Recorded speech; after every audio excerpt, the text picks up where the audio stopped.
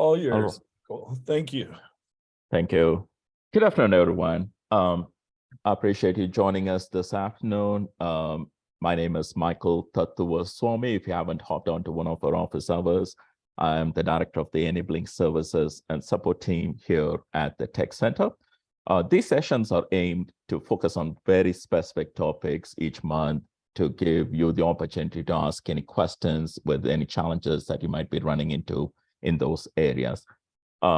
This month, as the download client end of life approaches, we're going to take the opportunity to share some notes from the field, share working solutions that schools have in place so that those of you who are just starting the process of getting internal processes in place to move data from the SuperGlue staging tables can pick on ideas and what is in place at other schools and move forward in a smooth manner as you try to work on your transition from the download client.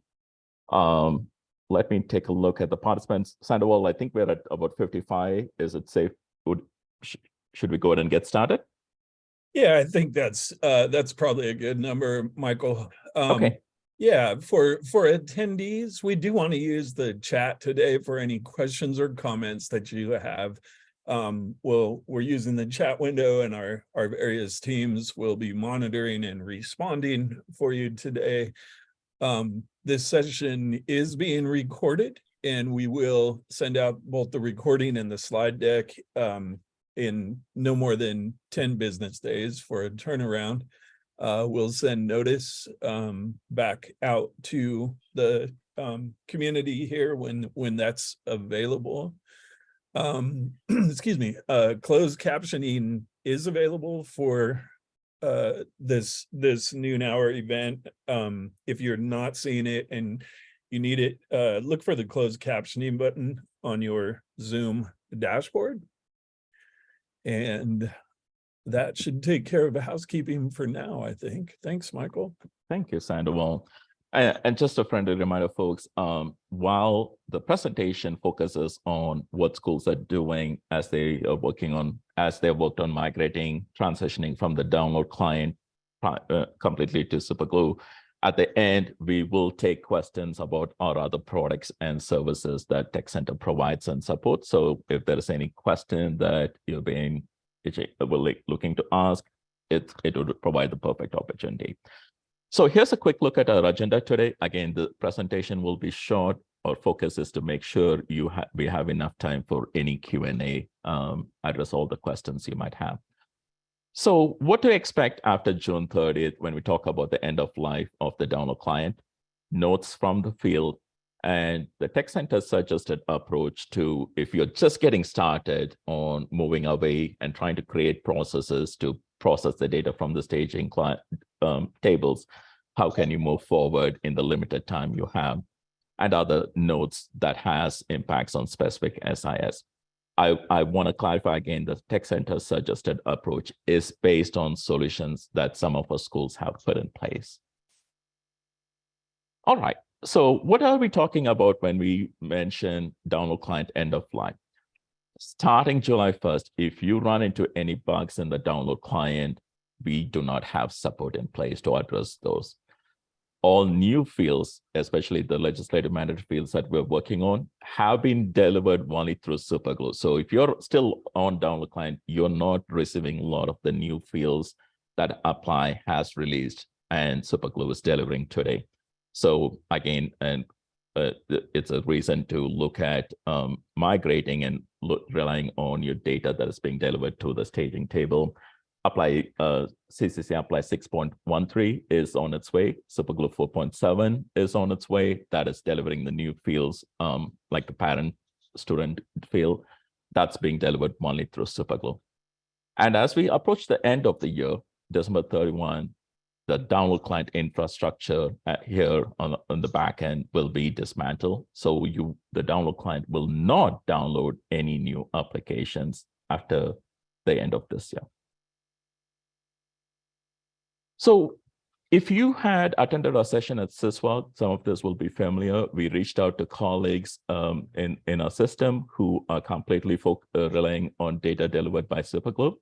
And here's notes from Edgar at San Mateo. They're using PL SQL scripts to move the data and process the data. And they have a process that brings the application into a local table, and where they apply logics and rules that they want to apply to process the data, make decisions before moving it to the actual banner tables, the various tables. And they utilize existing processes. They didn't reinvent the wheel. They just, brought in the data from the staging table, which is demonstrated, here in this particular diagram. So on the right is the new process, which, as you will see, is is utilizing the process they had in place previously. So they just have a new table to which the SuperGlue data is pulled in, and that is then processed by existing processes. And a very similar note from Andy at Allen Hancock, again, PL SQL scripts. I highlighted this one. So Andy shared that they had some work to do to translate the data that's coming over through the college adapter, through SuperGlue. And that is true. The data being delivered by staging tables is not formatted in a way that you might have in place using the format.xml file that is in use with a download client. So there is some work that needs to be done, but my team stands by to assist you with that without any interpretation, especially if you don't have folks who used to work on that process in the team anymore.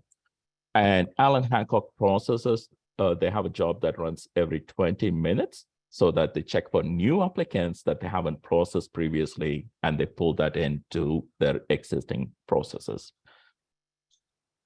All right. So what have we done with some of the districts based on notes that we heard at CISWA?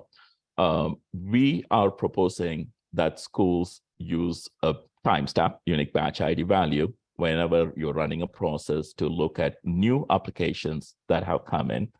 That way you're processing only select records.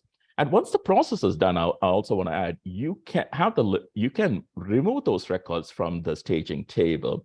That way, the size of your staging table to which the applications flow can always stay small, improves the efficiency, but you have the liberty to move that data to an archive table if you'd like. And locate all the applications which have a process flag equal to false that indicates, or null, which indicates that those are the new applications that have been delivered, and then process them with the batch ID. Now, when you pull the data from the staging table where the application data is delivered, you can pull all the fields, or you can just pull this certain fields that you and your school are focusing on and actually putting into your SIS. And we'll take a look at some examples in the next slide. What some of our schools are doing right now is this data is being extracted from the staging table, and they create a flat file which resembles the flat file that your download client is creating today. And we'll talk about how that format.xml comes into play. So basically, then you have a flat file that you can feed into existing processes so that if you're just starting the migration work, you have a very swift and easy path forward without losing any of the existing logic rules that you have already created in place, and without having to recreate those in a different process. Then at the end, once you've pulled the new applications, update all of the applications which have the processed notes field equal with a batch ID so that you have a timestamp of when that particular application was processed. That kind of comes in handy if you notice a disconnect. For some reason, you had a break in process, the applications didn't make it into the staging table, to your SIS tables, then you can rerun the process and target specific batch IDs, or so that you are again running and processing very few applications. I see a chat. Let me pause real quick. Beth, do we have any questions? Actually, no, we don't. We just have some information from Awesome. Monica. Perfect. I like that. Creating the batch ID. Again, this is just a suggested sample here. In this particular case, my colleague has demonstrated a sample script. using SQL Plus for Oracle database. Now, I want to clarify, I think the only database that we haven't personally worked with along with the schools is Unidata. But again, if any of the schools that are working on in the process of migrating the data, if you need any additional assistance, feel free to reach out, and we're happy to set up a call to walk through this. So I'm not going to go through the code here, but as you see, it is basically creating a timestamp batch ID value that you can then use to update the records where the process flag is null, indicating that those are applications that you have not processed yet. Now, the next line here that talks about output settings, again, this is very specific to SQL Plus. A tool that you choose to use might not need this setting. I was informed by Martin, who couldn't be here, that these settings, when used in SQL Plus, results in a cleaner flat file output where the pipe delimited data that you need to process, that's very similar to the file that you get from your download client today. So once you go through this step, this is at the bottom, you see the 2 rows. Oops, let me go back. The bottom 2 rows is the data you would see in a flat file, which just contains the fields that you're trying to process into your SIS. Same process, creating the batch ID, but this time using SQL command for MS SQL Server. Again, we wanted to share some examples and get the ball rolling, the thought process. If you're in different databases, you know that this is still applicable and you can process those. You will see if you've worked with SQL command line tool, you will notice that the settings here again are chosen based on how you want that output to look like. The idea and the end goal is to create this pipe delimited files that you can use as if it's a flat file that came out of your download client.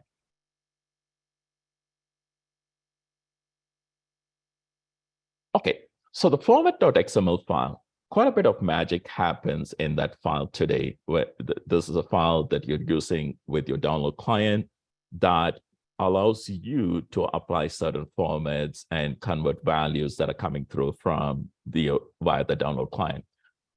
Earlier, in an earlier slide, I mentioned that the data delivered via SuperGlue to the staging table is in a very raw format, very much like how it would look like if the format.xml file did not exist with the download client. So the work that you need to do to reformat the data so that your processes can recognize them, that's what our team can help you with. So if you're a school that's just getting started, if you want to share your format.xml file with us, we will set up a call and we will point out things that you need to pay attention to when you are using an SQL query or whatever tool you might be using to transform the data. We'd be able to provide inputs for you. Again, this is an example which matches and aims to produce an output that looks similar to what you have in the format.xml file up here. So whether the value should be 1 or whether it should be 0, you indicate that here within the case section.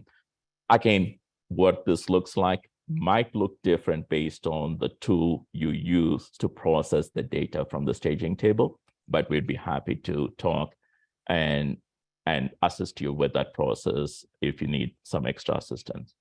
We do have a question here, Michael. Yeah. Jeff Cantwell is asking, maybe one of the banner schools that have working code directly between Scissor Apply and Scissor CC Cap could share their code with other colleges to make use of that file without having to reinvent the wheel from scratch. And it sounds like that's just what you were talking about, but I wanted to.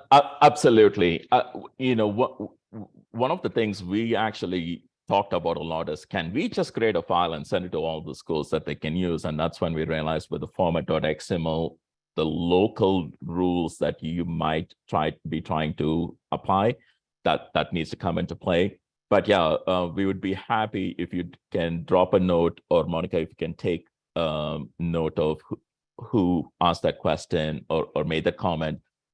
We can have Martin reach out and share the file that one of our banner schools are using today. And that applies, of course, to colleague schools and PeoplesSoft schools. For those colleagues who are listening in, if you need a starting point, please reach out. We are happy to share what we have from the field. So it provides a starting point for you. Perfect, because Al Detweiler just asked for an example for a colleague ERP. So great. Yep. Yeah, I want to clarify what you are saying, the samples, they are specific to the tool in place, right? So this one, let's say this one, I believe it's Banner. Depending on the backend database you're using and the tool, command line tool, if you're in this particular case, it's SQL CMD, that is what influences these queries and what they look like. But our ultimate goal is the end output flat file looks very similar to what you have, regardless of whether you're in, a colleague school or a banner school. So yeah, this is an approach that we are now seeing working across the different SIS. The only one where we personally haven't been able to get our hands dirty is the Unidata backend. But if anybody who is still working on the process, if you're a Unidata school and would kind of like to bring us in and share what you're doing, what tools you're using, we would love to gather that so that we can share that information with other schools. Or if you want to drop that info here in the chat, we would love to share that. I see somebody raised their hand, but can you see who that is? I can't see who raised their hand, but David Rothrock asks, are any colleague campuses using ELF to import data from the downloader tables? Any issues transitioning the ELF configuration to the SuperGlue tables? So I'm going to have to get back to you on that one, David. I'm not sure very specifically if ELF is at play and if schools have run into any issues. We can check and get back to you on that one. And I'll look if Martin included notes in the last slide. It looks like that's not something we have run into or heard from schools as to them running into very specific issues with that particular process. But I can get back to you on that one for sure. Michael, we do have another question that came in directly to me. And this question is from me, who?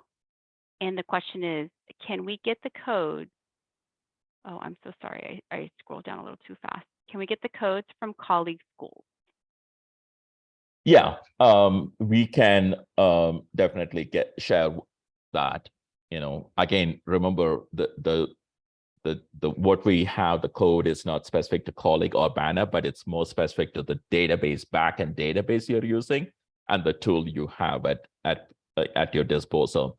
So I want to clarify that. So it's not colleague, it's not SI specific what we are looking at.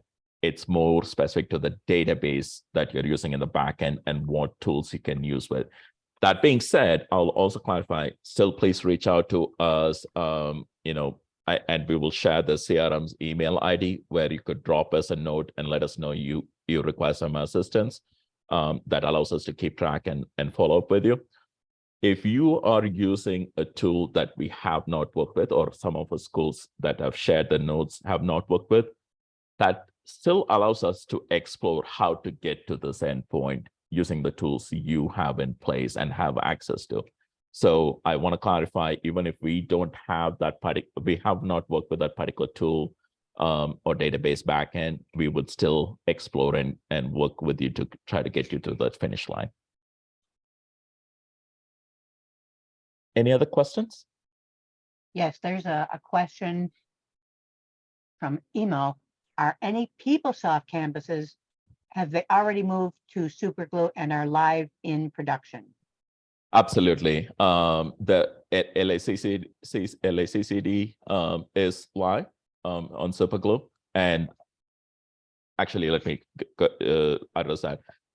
All schools in our system, with the exception of Cabrillo, are either live or very close to being live with the SuperGlue college adapter and data delivery.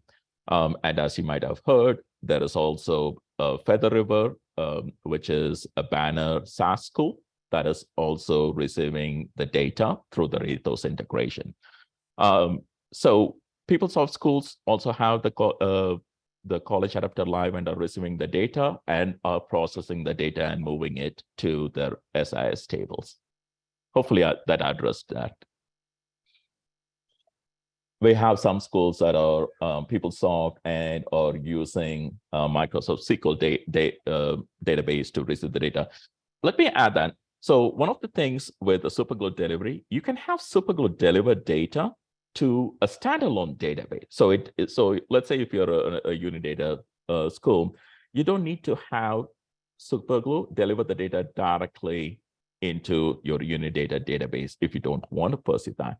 So you can deploy Microsoft SQL Server if you have access, or Oracle, and you can have the data delivered there and use your tools to process the data, apply rules that you want to, and then move it to your SIS tables, which going back to this, you will see the processing happens and then you push the data into your actual SIS tables. So this processing can happen outside of our SIS and can operate on any standalone databases. Any other questions, Beth? Let's see here. Adam Howard just noted that RSCCD has a SSIS package generating files from the download client for import with EAPP. We changed to query SuperGlue to generate the files instead. That's kind of cool. Yep. And who indicates that they're using ALF2, and Emo is saying, are they actually loading apps out of SuperGlue into the SIS? In prod, he's asking. Sorry, what was that last question? Emil is asking, are they actually loading apps out of SuperGlue into the student information system in prod? Correct. They are. And I'm taking that specific to the PeopleSoft schools, right? That's exactly what he added, yes. Yeah. If you at the end you will see this CRMs, and Monica, if you can drop a CRM email in the chat, if you can drop us a note and let us know you're a PeopleSoft school, please include what your backend database is, just for info, and we'll share whatever data and sample files we have at our disposal. Can I move on, Beth? That's it. All right. Oh, no, wait, I just see something else here, sorry. James No worries. Hayes, we're planning to use the XCTC underscore CA underscore status field in the apply app PL table to determine new applications. The XCTC underscore CA underscore status is set to I before being switched to D when downloaded. Our process will give all applications with the status set to I, and it creates flat files from that. When finished, it will, this is very slick. It will mark the XCTC CA status field to D. Will using this field continue to work after the download client is retired? There's a good question. That's a good question. I had to go back and verify, unless Patty, if you're online and know the answer off the top of your head. The resources includes link to data fields that will continue to be delivered through the SuperGlue. So I need to verify that particular part you're referring to. And see, those are the little pieces that we need to pay attention and make sure are caught early on, so that, again, we can make sure you once you get started going down the process, it is a smooth transition for you. So if I can request you to, again, drop us a note with that particular comment and let us know, ask for us to confirm, I will make sure we follow up and provide the necessary clarification and confirmation for you. And in this next slide, you will see my colleague has provided the data mapping links. Based on your SIS, you can use that to take a look and confirm as well. So these links, what will do, you'll get is you'll land on a public facing document that talks about what data field in the staging table maps to what data that is, in apply. So that should be helpful. Any other questions, Beth? Not so far. Okay, thank you. All right, and then other specific notes, we wanted to pull in anything worth mentioning. So like I mentioned early on, your ERP might utilize Oracle or SQL Server as a backend, but you can use these utilities that we previously looked at, but the set of field names to select in a query will be different from other ERP types, and that's where the mapping documents that are linked to in the next slide will come in handy. Again, if you're just getting started with this, feel free to drop us a note at the CRM's email. We would be happy to set up a call with you and review things together with you and provide any notes that are specific to your school that will assist you in this transition. So feel free to reach out to us. We do have another question. Forgive me for Yeah, interrupting. not at all. All right, thanks. Email asks, can we have the link here on chat for the PeopleSoft mapping? I most certainly, Sandoval, I don't know if you have access that you can drop. If not, at the end, I'll pull that link and share that with you. Thank you. We'll make sure you have access to that before we drop off from you. Thank you. Yeah, I'll look to see if I have access, Michael. I probably do. So. Yeah, it should be a public facing document. I just don't want to start jumping over the browser at this time. Appreciate it. Yep. And like I mentioned, the Unidata database is one that we have not had access to play around with. But looking at online articles, it does look like there's a command line tool that you can use, just like the SQL CMD we talked about previously, to execute and pull data and write it to a flat file.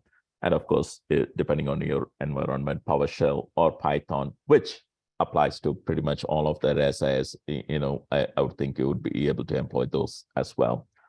And this one is very important. If your apply staging table contains a separate table for supplemental questions, if your district has included supplemental questions that students need to answer, then there needs to be a table join to pull those data in. Again, once you start working and you're trying to pull in the fields, you'll recognize that those are missing. That's because they're in a separate table. The output from SQL Plus and SQL CMD can also be configured to generate JSON records. Now, this you wouldn't be looking at while you're trying to create a file that's just very similar to what your download client provides right now, but just know that this is a possibility as well. And these resources, like I mentioned, again, are guides to the tools that we had mentioned in this particular slide. Again, these are not your only options. You can use other tools. These are just examples to help you get started with what approach you can take. And the data mappings, like I mentioned, we are happy to discuss that in a one-on-one setting with you. Send us a format.xml file from your download client. If you are just getting started, we're happy to use that and look at walk you through this data mappings and help you define an approach specific to your college and your SIS needs. Okay. Beth, let's take any other questions we have before we talk about support. We haven't got any more questions. Corey Brady dropped the link for the mappings in the chat there. Okay. Just before Sandoval was getting ready to do it. So anyway. Okay. Oh, we just got a note from Suba. I would like to know more about the bidirectional fraud reporting. Absolutely. So the bidirectional fraud reporting, there are two components to it. So there's an API that you can use to submit data, fraud data. You can actually use the API to pull data as well, but SuperGlue delivers all known fraudulent application data to a staging table. So whatever database, whether it's your SIS database or a standalone database you are using with SuperGlue today to receive data in the staging tables, once you sign up and upgrade, you will see a separate staging table, which is where all of that fraudulent application data will flow. The way that works is when a school reports an application as potentially fraudulent, our system in the back end checks that CCC ID and other schools to which that CCC ID might have applied, and it will push that data to the school in question that might be impacted, and you will receive the CCC ID information along with the application data in that staging table. Hope that helps. Any other questions, Beth? That was the last question so far. Okay, we have time, folks. Like I mentioned before, we're just 30 minutes in. Our focus here is to stay and provide answers to your questions. And if I already have a few follow-ups. If you could reach us at CRMs, which is right here. Reach out to your college relationship manager at crms@ccctechcenter.org, and we would be happy to set up a call with you or share sample files if that's what you're looking for, and keep this conversation moving forward. Staff support, as you know, we have a community right in place, ccctechnology.info, where you can communicate with your colleagues in this system. Or if you're looking for support, if you're live on SuperGlue and you're looking for additional support, you can also create a support ticket by emailing us at staffsupport@openccc.zendesk.com, and our team will get in touch with you. So you have multiple channels to get in touch with us, I'm looking forward to making sure all of you are set and in a good position well before July 1 is here. So feel free to reach out to us. Forgive me, but we have another question. No, please keep them going. Yeah. It's a clarification that Eric Hauk is looking for. Just to confirm the timeline, the download client will continue to be available for use through 12/31/23, but is being de-supported as of July 1st, 2023. Is this correct? That is correct. And no new data fields that are added to apply, and even if they're legislative mandated fields, they will not be available through the download client, which you would already be seeing. I mean, we stopped delivering new fields through the download client starting in, I think, summer of 2022.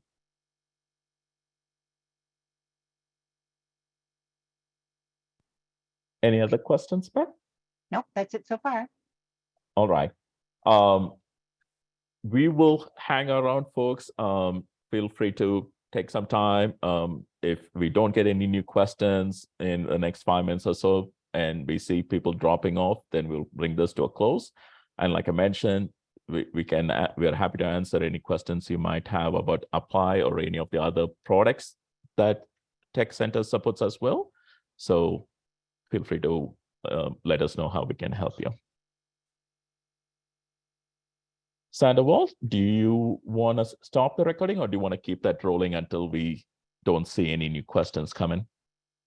Yeah, we'll keep it rolling for a little while, Michael. I think the 5-minute countdown is a good one. Okay. And we do have a couple new questions in the chat. All right, let's talk about that. Okay, Frank Ches asks, have the application data in SuperGlue been checked with IPQS? Absolutely. So IPQS is integrated with Apply. So what that means is it's integrated with a spam filter. So any application that's going through and reaching your school in SuperGlue, and you see the fraud score, that is a result of the IPQS integration with a spam filter. All right, we have another question from Kyle. Can you talk about CalPass data? I don't believe Jane is on vacation. That's something I have to tag Jane. But Jennifer, if you are online, do you have any notes on that? I know the last time I checked with Jane, we are still working on that. We are still working with the Chancellor's office team to pursue where that's going. And I'm sorry, I don't have any additional data on that. Yeah, hey, Michael, I'm not seeing Jennifer in here, so Okay. I suggest, Kyle, if you could get us a message at the CRM's email or otherwise provide another way to contact you, we'll get back to you on that. Yeah, and we shared an update on that particular topic at our last month's office hours. The slide deck, Sandoval, is that slide deck available on our website? Or Kyle, if you can drop us an email, we are happy to email and provide any latest update we might have on the topic as well. Yeah. Let me take a look. I'll see if that recording is available. Thanks. Thank you, Kyle.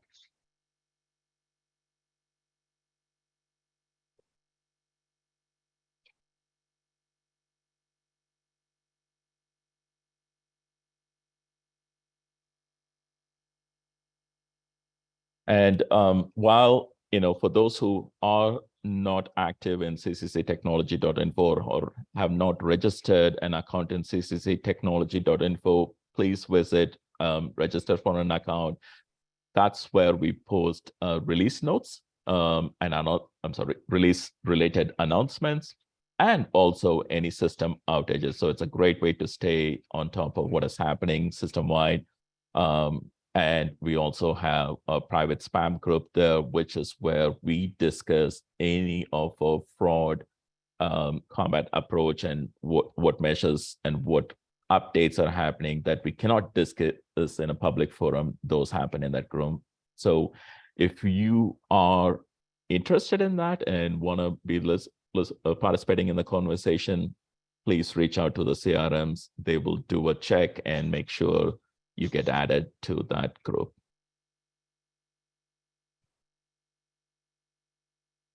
Awesome. Thanks for sharing that link, Sandoval. Appreciate it. Yeah, it's April 27, not June 27. I'm living in the future.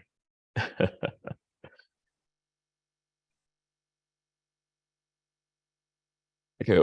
Again, I hope what the samples and the ideas we've discussed here today prove to be fruitful. If you're just getting started with the transition process, if you have been trying to figure out how to move forward, this provides the path of least resistance, because you're basically capitalizing and using processes that are already in place, which many of our colleagues have done. You're just generating the flat file from a different data source. So feel free to reach out to us if you would like to have a one-on-one conversation. Look at the tools and database you're working with, so we can discuss, what adjustments you will need to make. Thank you.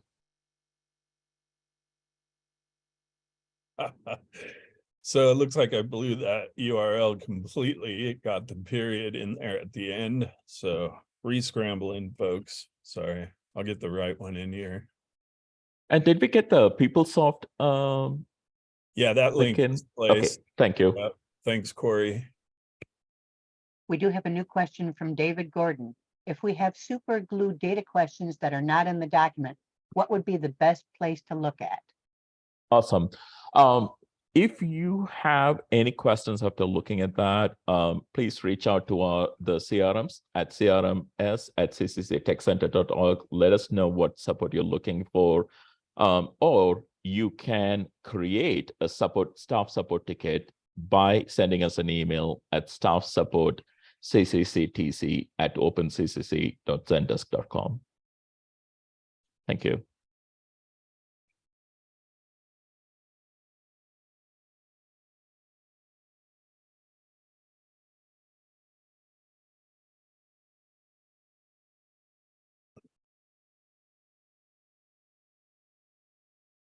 Yep. Thanks, everyone. I'm marking 12:39 as the time, Michael, and we still have north of 50 participants. So we'll. If it's okay with you, if after we close the recording, I'm happy to stick around for another 5 minutes, Sandoval, if that works, just to make in case any of our colleagues end up with any questions. Yeah, certainly. So I'm showing 12:40. let's go to 12:43, folks. And anyone who has questions, please get them into the chat window. It does benefit us. If you do have questions, it's likely there are other folks in the field that have similar questions. So if we can get them into the recording, that's great. And if not, we'll end it. Again, thank you so much for joining us here this afternoon. I appreciate it. Well, we've got a shout out that's worth mentioning. Tony Simoes, I hope I'm pronouncing your name right.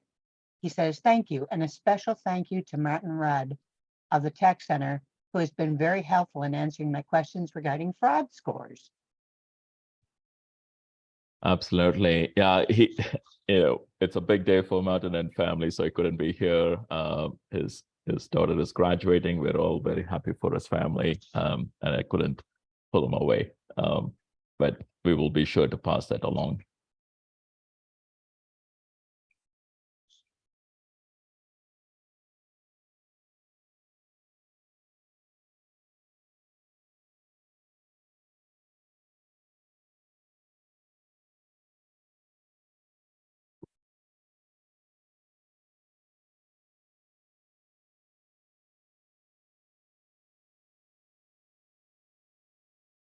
Okay, Michael, that was quite a bit of dead air for the recording there, just in the last 30 seconds or so.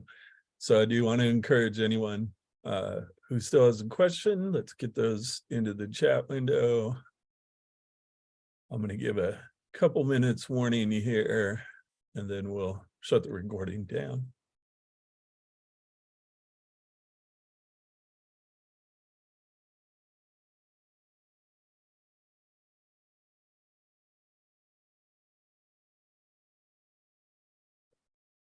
Okay, great. Again, I just want to extend thanks to everyone coming and spending some time on what is likely your lunch hour. We really appreciate it. Michael and his crew obviously do a great job, and they are available to you to support you directly in this area. So please feel free to reach out at your convenience. Okay, to stop the recording, Michael.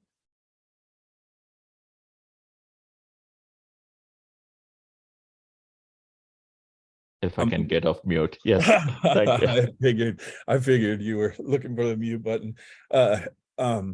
Okay, thanks again, folks. I'm going to stop this recording, and then my team members will remain in the room if there's any lingering questions. Thank you. Thanks for always, as always, Sandoval. Appreciate the assist today.